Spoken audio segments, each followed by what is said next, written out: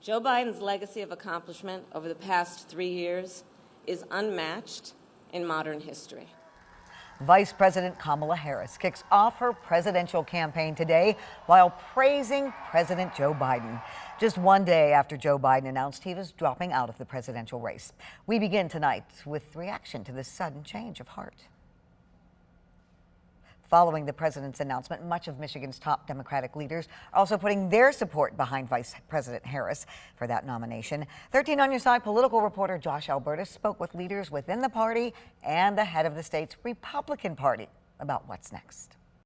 The race for arguably the most powerful post in the world flipped on its head with just one post to social media. Following President Joe Biden's exit from the presidential race, Vice President Kamala Harris quickly racking up endorsements from a number of top Michigan Democrats. I am supporting and endorsing her because President Biden supported her yesterday, and he, quite frankly, was the person that got 14 million votes in a Democratic nominating elections throughout the 50 states, and she was part of that ticket. And I've heard many things during the last 3 weeks, but one of the things I strongly heard was that people did not want to feel disenfranchised. But without Biden at the top of the ticket, his delegates to the party's convention in Chicago next month are up for grabs. Some Republicans already honing in on Harris as a likely choice, though the state party's chair believes their message won't change. They are part and parcel the same package.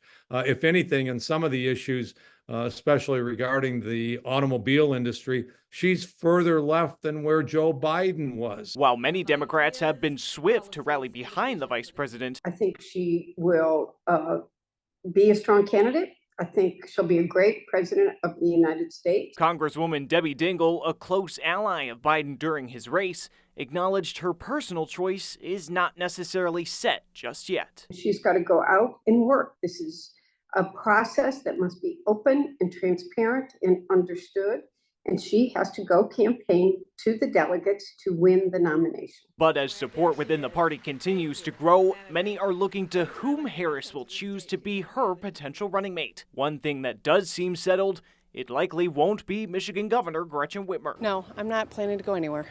So if they offer it, you will not take it? I am not leaving Michigan. I'm proud to be the governor of Michigan. I've been consistent. I know everyone is always suspicious and asking this question over and over again. I know you're doing your job.